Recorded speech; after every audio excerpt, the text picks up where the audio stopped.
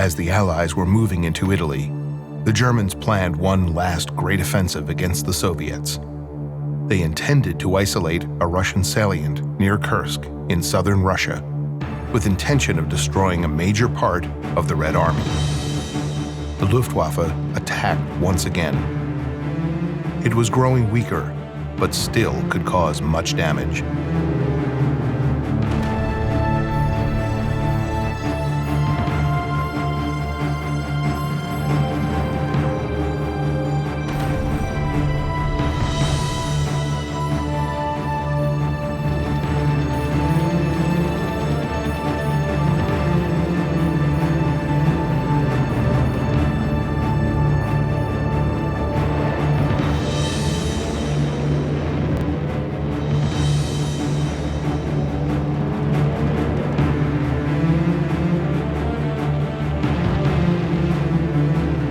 The greatest tank battle ever fought ensued.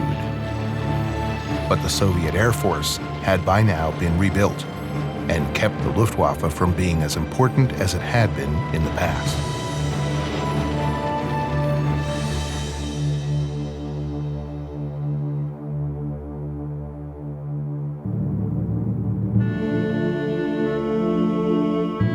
The German assault ended in yet another disaster. 100,000 men were lost along with 1,000 tanks. And most crucially, the Luftwaffe has lost nearly 1,000 planes and irreplaceable pilots to the Red Army and Air Force. They would be sorely missed.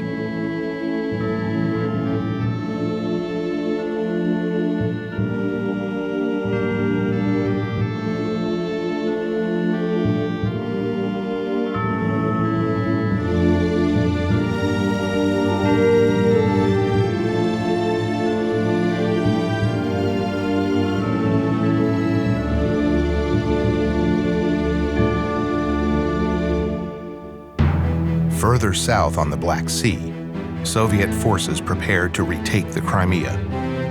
Soviet bombers sent ahead of the invasion fleet blasted Nazi positions.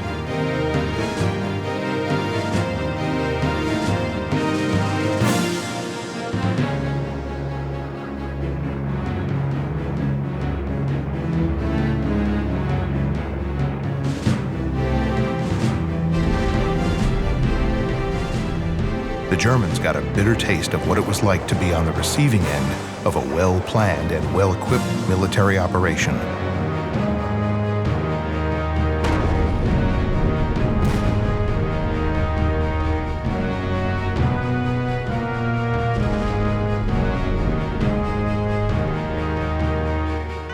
The Luftwaffe did strike at the Soviet ships, but largely in vain.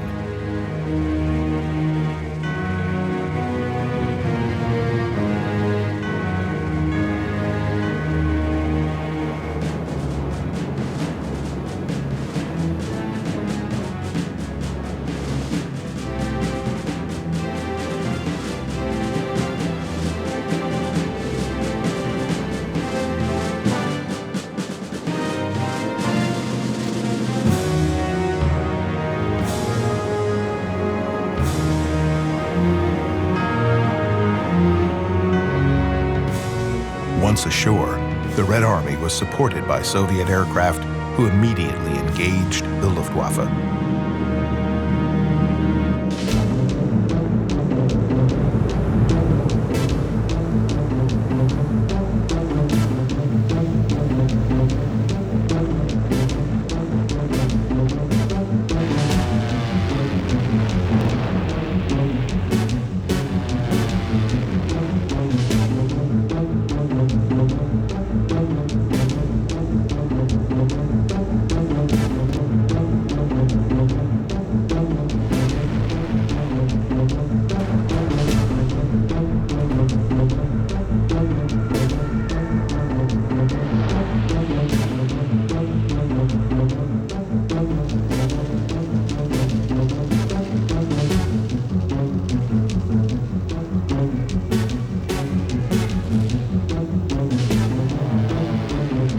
German bombers tried to break through Soviet defenses, but found themselves outnumbered.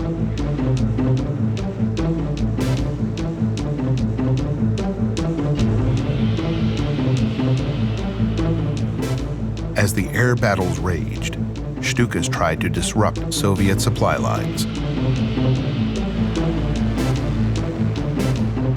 But like in prior battles in the East, they found the sheer size of the Soviet Union made this almost an impossible task.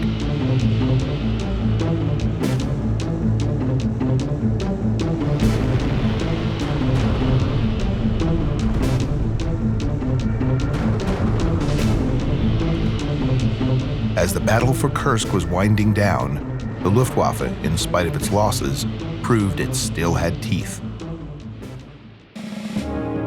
On the 17th of August, 1943, more than 400 German fighters took off to face 376 B-17s sent to bomb key German industrial targets at Schweinfurt and Regensburg. The long distance meant Allied escort fighters could not provide adequate protection to the bomber fleet. The Luftwaffe intercepted the bombers. It was a bloodbath. 60 B-17s were shot down, and nearly 600 men killed or captured. Another 87 bombers were damaged beyond repair. 2 months later, in another raid on Schweinfurt, 219 B-17s were dispatched, and again were leapt upon by the Luftwaffe.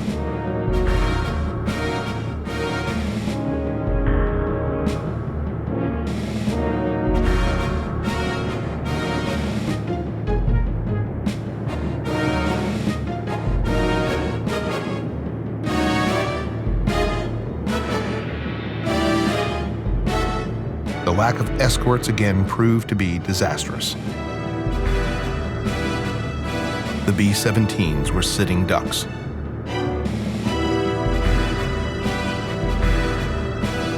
This time, 77 aircraft were lost, and more than 650 men killed or captured.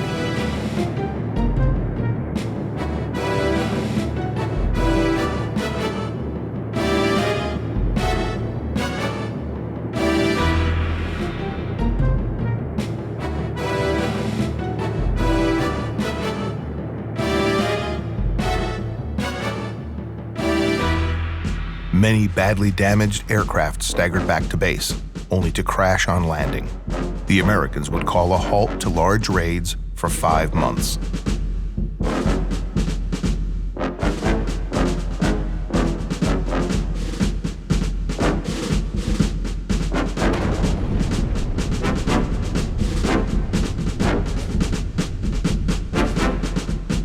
Finally, the answer to the bomber crew's prayers came in the form of long-distance fighter aircraft, especially the twin-engine Lockheed P-38 Lightning.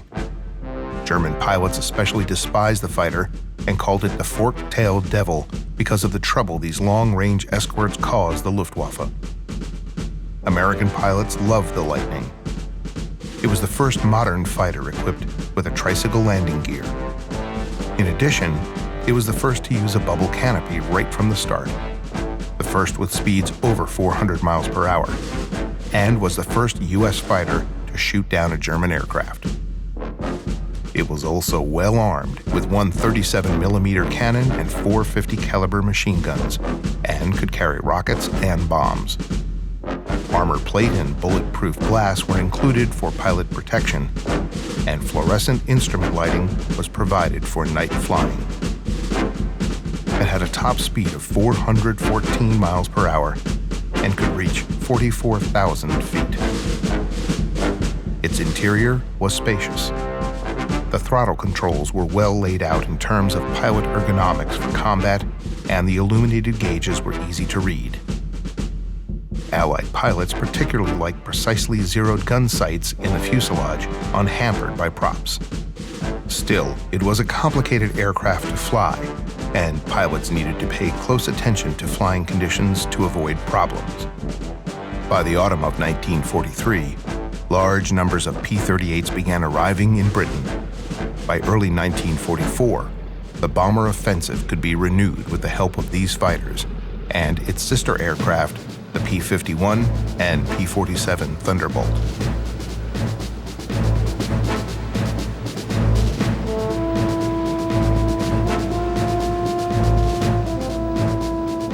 In air combat over Germany, the Lightning was generally outclassed by the more maneuverable Focke-Wulf 190 and the later Marks of the Me 109, especially at medium and low altitudes.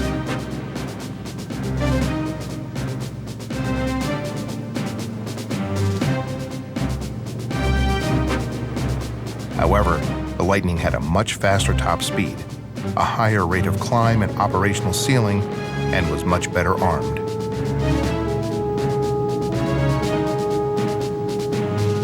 Once pilots had perfected tactics which suited the Lightning's unique characteristics, they had better success. The later versions of the P-38 were equipped with maneuvering flaps, and when their pilots learned how to use these flaps properly, the P-38 could hold its own when maneuvering against German fighters.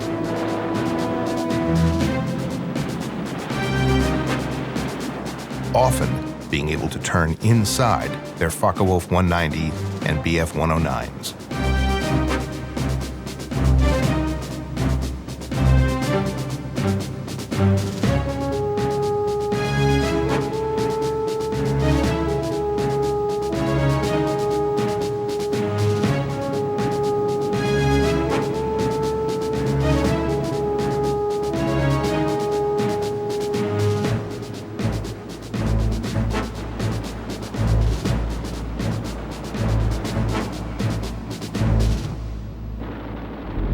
The P-38 was also an effective air-to-ground bomber and was very useful in attacking Luftwaffe bases.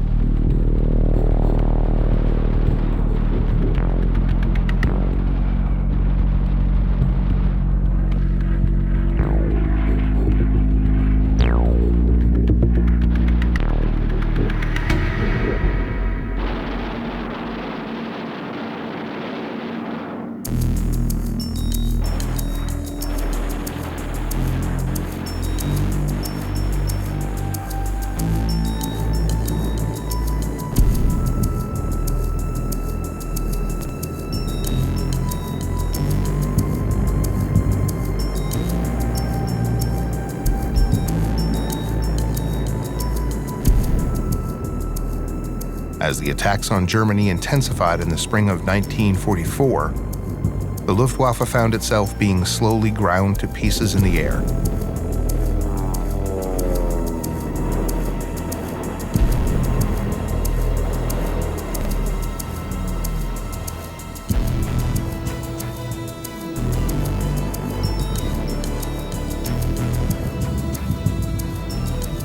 Not that their pilots were not skilled in dogfights, but the sheer numbers of Allied fighters began to overwhelm the Germans.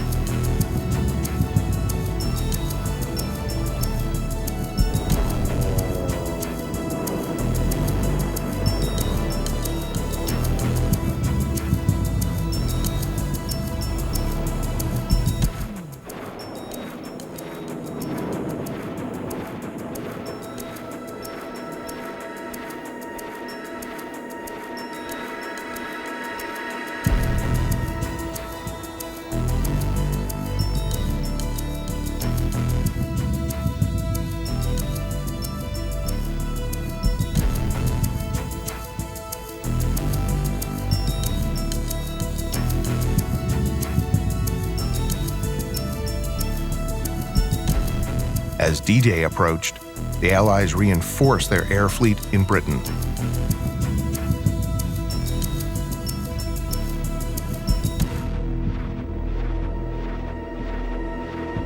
The goal was to destroy the Luftwaffe's infrastructure on the ground so that the invasion would not face any harassment from the skies.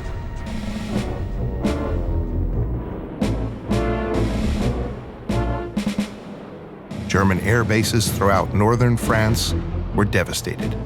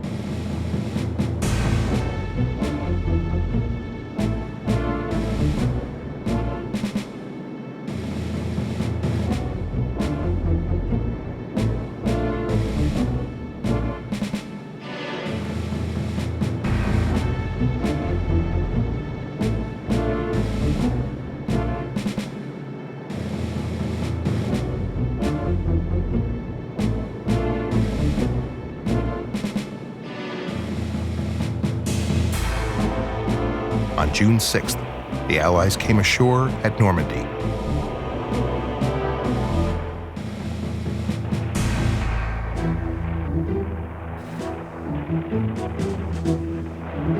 There was virtually no resistance from the Luftwaffe. Soon, thousands of troops were swarming inland. Hitler was doomed, but the fight was far from over. At the same time, Allied troops in Italy were on the move again.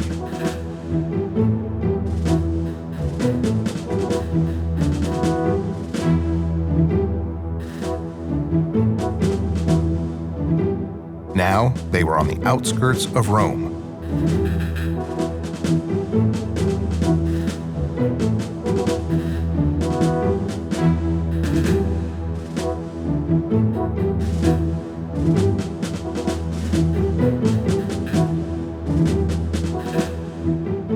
The Eternal City would finally soon be in their hands, after what must have felt like an eternal battle for the troops involved.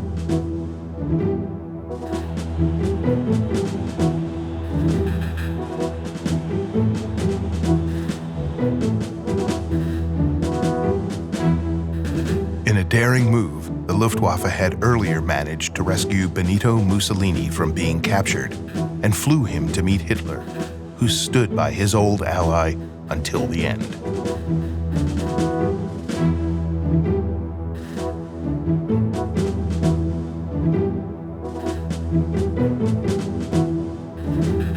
Meanwhile, what few German planes that were able to take to the skies over Normandy after the landings found themselves in great difficulties.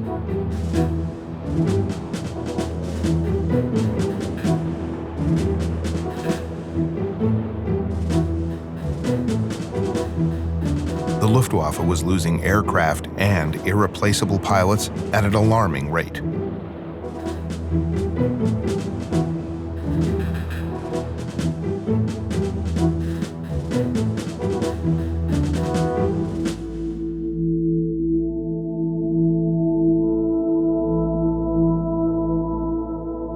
But the Nazis still had some arrows in their quiver. Just a week after the D-Day landing, the British and Americans fanned out across France. The Third Reich was beginning to seriously buckle under the combined weight of the Allied onslaught.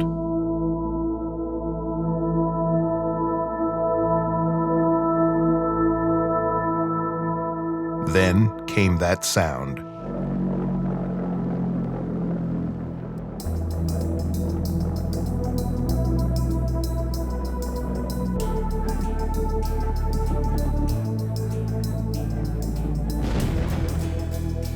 A new terror weapon unleashed by the Germans onto British soil, dubbed the V1, with the V standing for vengeance. It was an unmanned, pulse jet-powered flying bomb launched from a ski jump-style ramp. Carrying just enough fuel to make it to England, no one knew where it may ultimately land. Its initial 160-mile range was eventually improved upon, but even at 160 miles, this unguided missile had just enough fuel to make it to southern England.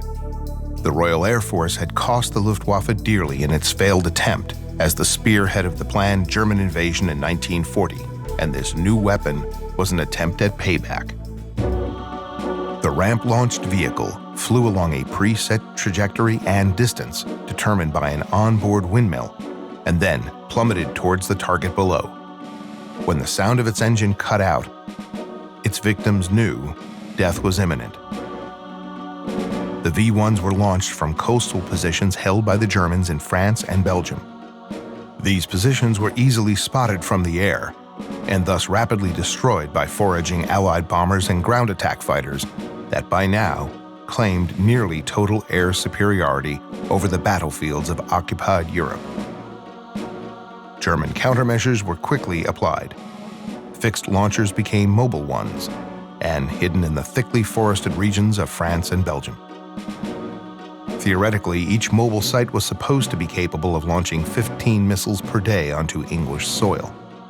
But the launch crews were uniformly inconsistent in their ability to do so. As a result, first efforts with the V-1 were less than impressive.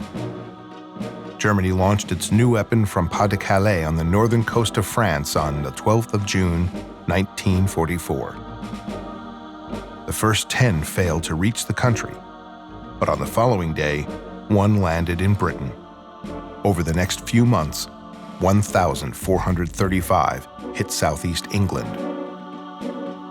These attacks created panic in Britain, and between mid-June and the end of July, around 1.5 million people left London for the countryside.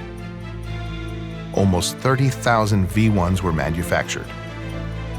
Approximately 10,000 were fired at England up through March the 29th, 1945. Of these, 2,419 reached the metropolitan London area.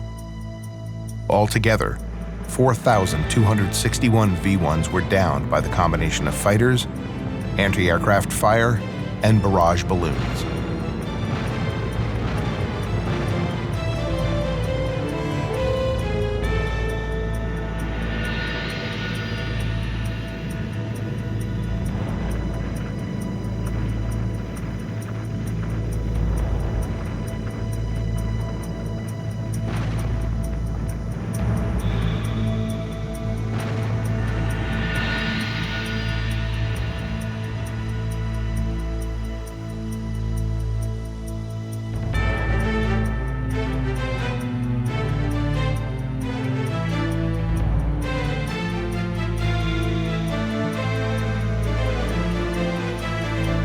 When the V-1 raids began, the only effective direct defense was interceptions by Spitfires. Hurricanes and the RAF were too slow to be very effective. The Spitfires were about 100 miles an hour faster than the Hurricane, but even they found it initially difficult to shoot down the V-1s. If it could be brought down before it reached the end of its fuel tether, a devastating explosion might be avoided, and the thing would crash without setting off its bomb. Aiding the Spitfire were the Tempest, Mosquito, the Mustang, and the still experimental jet-powered Gloucester Meteor, which was rushed half-ready into service to fight the V-1s. It had ample speed, but suffered from a readily jammed cannon. By mid-August 1944, the threat was all but overcome. In addition to fighters, the V-1s were being brought down by anti-aircraft guns guided by radar. It was determination aided by technology that finally beat the V-1. 17% of all flying bombs entering the coastal gun belt were destroyed by guns in the first week. The kill rate rose week on week to reach 60% by the 23rd of August and 74% in the last week of the month, when on one extraordinary day, 82% of all targets available to the guns fell. The kill rate increased from 1 V-1 for every 2,500 shells fired to 1 for every 100. The British were also able to redirect V-1s aimed at London to less populated areas east of the city by sending false impact reports via the German espionage network in Britain, which was actually controlled by the British. As German fortunes went from bad to worse, plans were made to develop a manned version of the V-1. The Luftwaffe, German for self-sacrifice or self-offering, was a project to develop a smart weapon for attacking high-value targets, such as bridges and command centers. In 100 of these death machines, drawn from Commando Group 200, were trained for this role, and about 175 V-2s were modified for operational use, but it is highly unlikely that they were ever used in combat. The Germans dropped the idea of air-launching the V-1 because the Heinkel used for the mission became highly vulnerable to night fighter attacks when the V-1's engine lit up, brightly illuminating the Heinkel. Nevertheless, the Luftwaffe was able to launch 1,200 of the V-1s. Research after the war estimated a 40% failure rate of these air-launched weapons. Although the V-1 weapons failed to turn the tide of war, they did force the Allies to devote large amounts of time and resources in fighting and defending against them. In development at the same time as the V-1 was the V-2. a much more important weapon to the ultimate development of the missiles we know today. Originally dubbed the A4, propaganda minister Josef Goebbels decided to give the new weapon a more deadly designation and named it Vergeltungswaffe 2, Vengeance Weapon 2, or V2.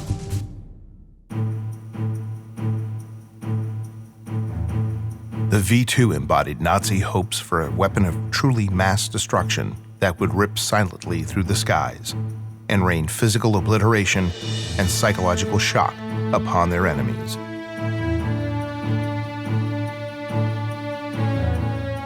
With a 200-mile range and a 2,200-pound warhead, the V2 had a radius of error of about 11 miles, which meant it could strike within 11 miles of its intended target.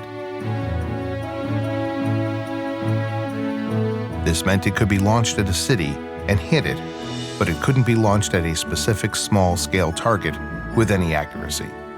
The V2 was propelled by an alcohol mixture and guided via gyroscope, an internal navigation system responsible for controlling 4 external rudders on the tail fins and 4 rudders at the motor exit. Later versions of the V2 actually used guide beams or radar signals from the ground to guide the deadly rocket to its destination. Unlike the V1, the propulsion system of the V2 made no distinctive noise. A V2 could reach an altitude of more than 50 miles, traveling more than 2,000 miles per hour, then drop without warning onto its target. During tests, V2s were painted with a black and white checkerboard pattern to determine if the rocket was spinning around its longitudinal axis while in flight.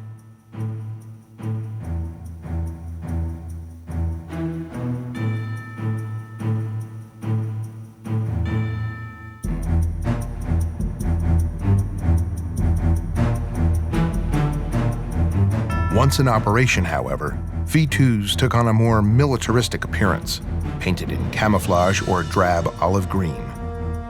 While the coloring did nothing to disguise the rocket in flight, it did help to conceal it from Allied air raids on German launch sites.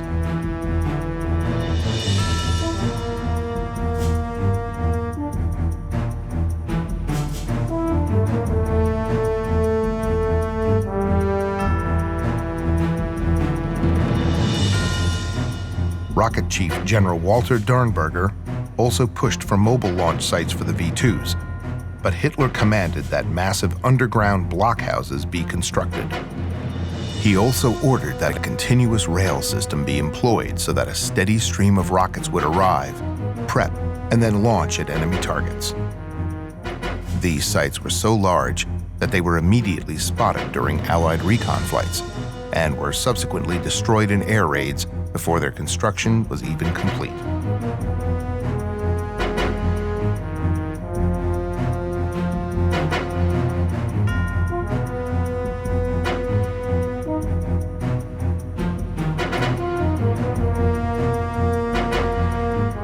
As a fallback, a mobile firing mechanism was put into place. Truck-towed trailers called Müllerwagens were built and moved all over predetermined sites in France and Belgium. Up to 10 V2s were launched by crews each day. Because they could launch from forests, roads, practically anywhere, they were hard to spot. No Müllerwagen was ever caught in action by the Allied forces during raids on German launch sites. The V2 program was one of the most expensive weapon programs of the war. At a cost of $2 billion in 1944, the Germans built more than 6,000 rockets, of which 3,225 were actually launched. For that same amount of money, German factories could have produced somewhere close to 48,000 tanks for use on the battlefields of Europe. Taking on average just 5 minutes to travel to its target, the V2 attacks on London resulted in close to 7,000 civilian deaths near the close of the war. That's an average of 2 civilian deaths per launch. Like the V1, the V2 was immune to electronic countermeasures. Unlike the V1, however, the V2's speed and trajectory also made it invulnerable to anti-aircraft guns and fighters. There is a record of one V-2, fortuitously observed at launch from an American bomber, being shot down by machine gun fire. The best defense against the V-2s was for the Allies to advance their ground troops far enough into France and Belgium to destroy the launch sites, and push the German lines back so that the V-2s did not have the range to hit Britain.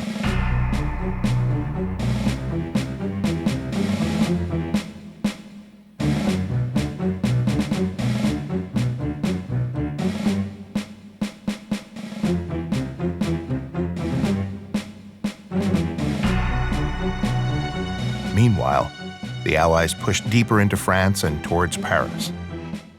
The Germans were being hammered by the Allied air forces.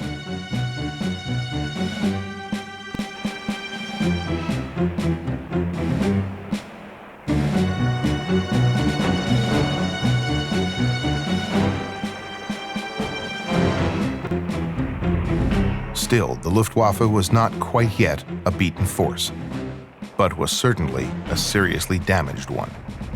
Nevertheless, the remaining German pilots and flak crews still made the American and British air crews pay a dear price for their advance on the fatherland.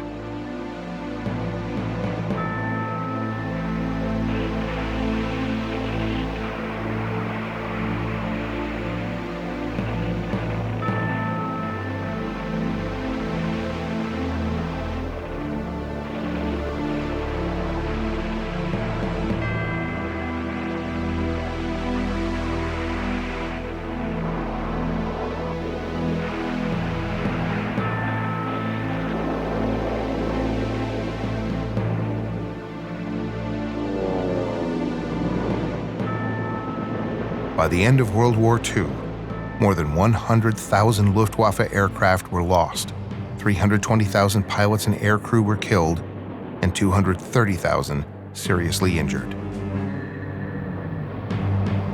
Not only had air superiority been lost in all theaters by 1945, but many of the aircraft that remained in frontline squadrons were outclassed by their Allied counterparts. In the closing weeks of the war in the European theater, a harbinger of warbirds to come would be seen in the skies over Germany.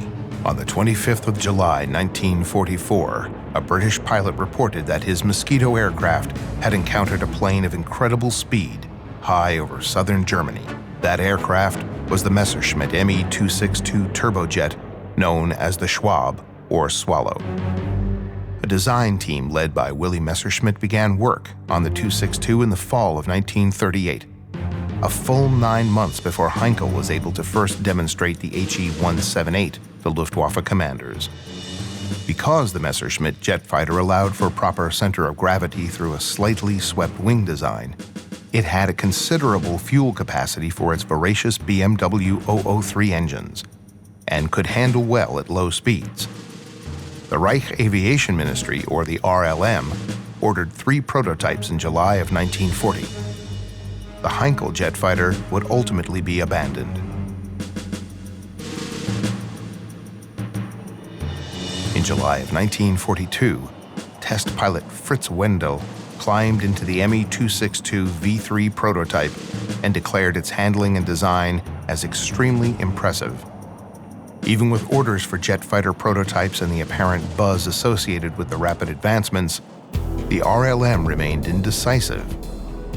Heated discussions were the norm with decision-makers about production of the Me-262 and an improved version of the Messerschmitt Bf-109 piston-powered fighter dubbed the Me-209.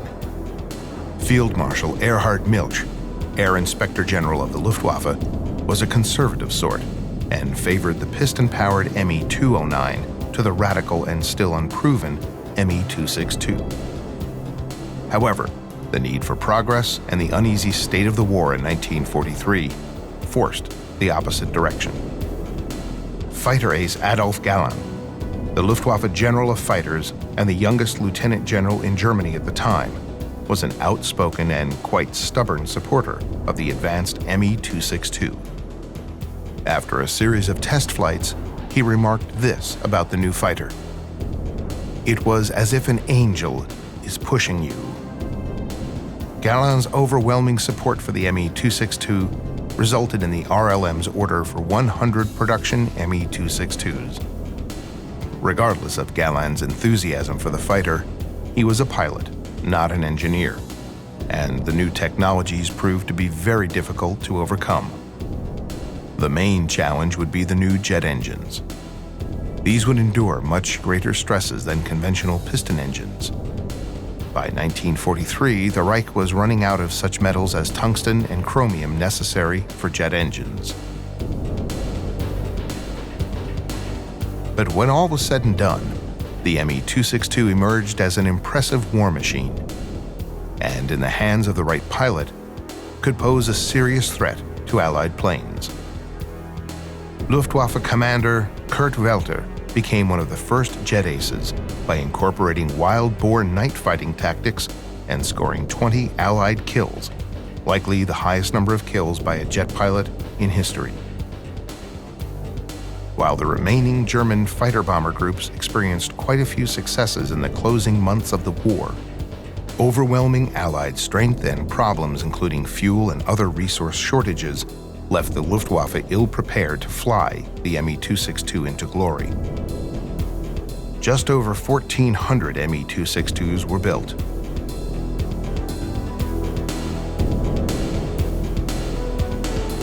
By the end of the war, it was estimated that Me-262s had destroyed about 150 enemy aircraft in combat, yet had suffered 100 losses themselves. It was a poor record. As the Allies closed in on Germany in the spring of 1945, the fate of the 262 was sealed. Its bases were bombed and shelled, destroying many aircraft on the ground.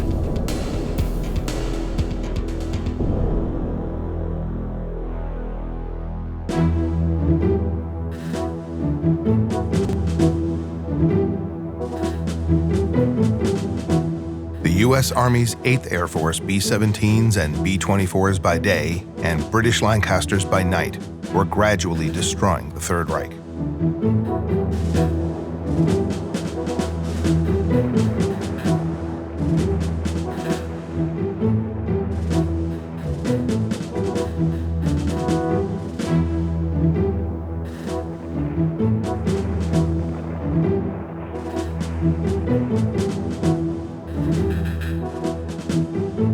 General Adolf Galland was assigned by Göring to deal with them.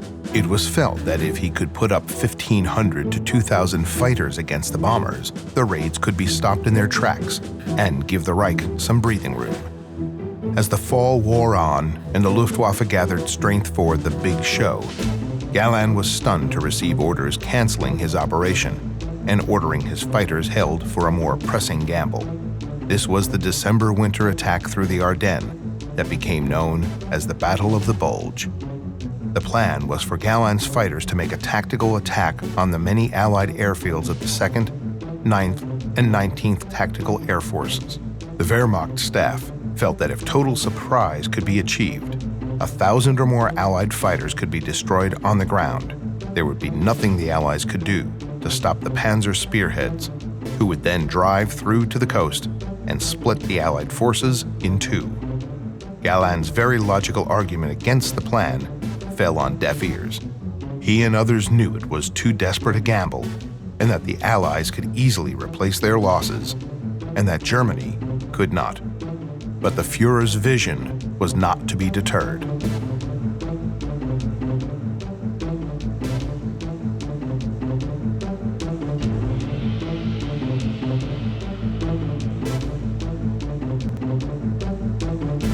The German ground forces, under overcast skies and snow that grounded the Allied air fleet, attacked the weak links in the Allied lines in Belgium.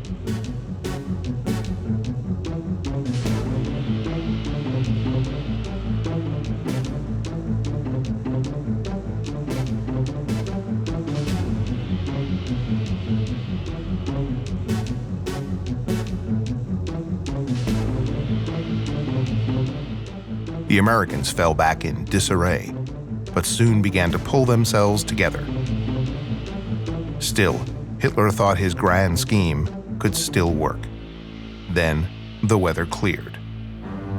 Operation Bodenplatte, as it was called, was finally launched on 1st of January 1945. At first light, hundreds of Luftwaffe planes were sent off on their secret mission to destroy or cripple as many Allied planes and airfields as they could.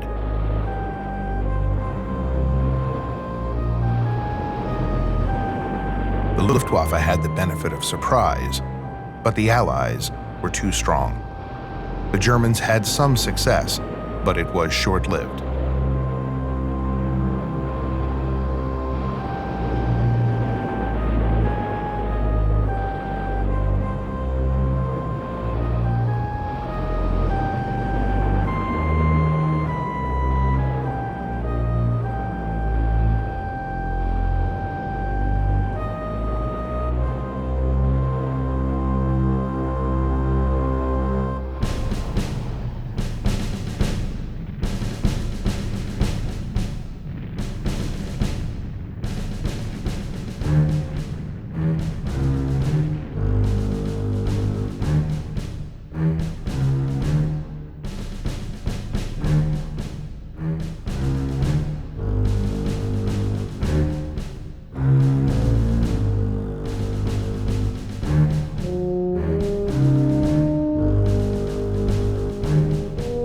Allied planes soon took to the air with a vengeance.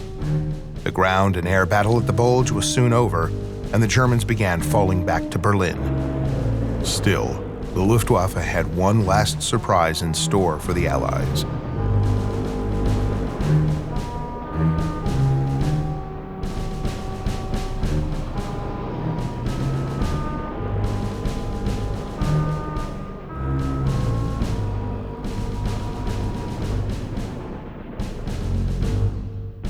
It was the rocket-powered Messerschmitt Me-163 Comet. Its sole purpose was to destroy enemy bombers. Fueled by an extremely unstable mix of propellants, it proved to be something of a death trap for its pilots. During testing, the jettisonable main landing gear arrangement proved to be a serious problem and caused many planes to be damaged at takeoff when the wheels came bouncing up and crashed into the plane. Nevertheless, the performance was tremendous and plans were made to put the Me-163 squadrons all over Germany in 25-mile rings. Development of an operational version was given the highest priority. After takeoff, it would pull up into an 80-degree angle of climb all the way to the bomber's altitude. It could go even higher if need be, reaching 40,000 feet in an unheard-of 3 minutes. Once there, it would level off and quickly accelerate to speeds around 550 miles per hour or faster, which no Allied plane could hope to match. That high speed was to prove a problem in that the builders were never able to make a truly effective weapon for the plane, one that could fire fast enough to allow it to kill a bomber before passing it. As the cockpit was unpressurized, the operational ceiling was limited by what the pilot could endure for several minutes while breathing oxygen from a mask without having his blood boil or losing consciousness. Its first operational encounter was in July 1944, attacking B-17s. A typical Me-163 tactic was to zoom through the bomber formations at 30,000 feet up to an altitude of 35 to 40,000 feet, then dive down through the formation again. They continued in combat from May 1944 to spring 1945. During this time, there were 9 confirmed kills, with 14 163s lost. It wasn't long before the Allied pilots noted the extremely short lifetime of the powered flight. They would wait it out, and as soon as the engine went off, they would hunt them down. On landing, malfunctioning hydraulic dampers in the skid could lead to back injuries for the pilot, and the airplane lacked steering or braking control during the landing run, leaving the pilot unable to avoid obstacles. In any operational sense, the Comet was a failure. More men were lost to landing accidents than were shot down by the bombers. By the spring of 1945, the war was coming to a close. The Russians were closing in on Berlin. The Luftwaffe tried to resupply troops, but these efforts were in vain. Many brave pilots died in these missions that had no real hope of success, as the Führer waited in his bunker for the now inevitable end.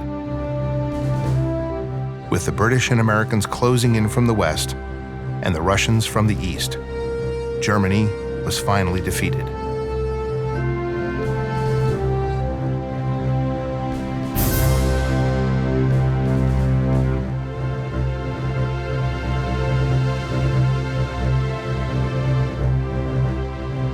After Hitler's suicide, the German military surrendered.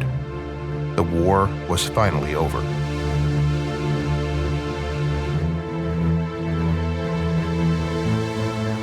The remnants of the once proud Luftwaffe lay scattered across Germany. Still, the scientific supremacy of German design and manufacturing showed through the ashes. The Allies poured over the captured planes. Both the Western Allies and the Soviets would take the aircraft back to their own countries to analyze these highly sophisticated machines.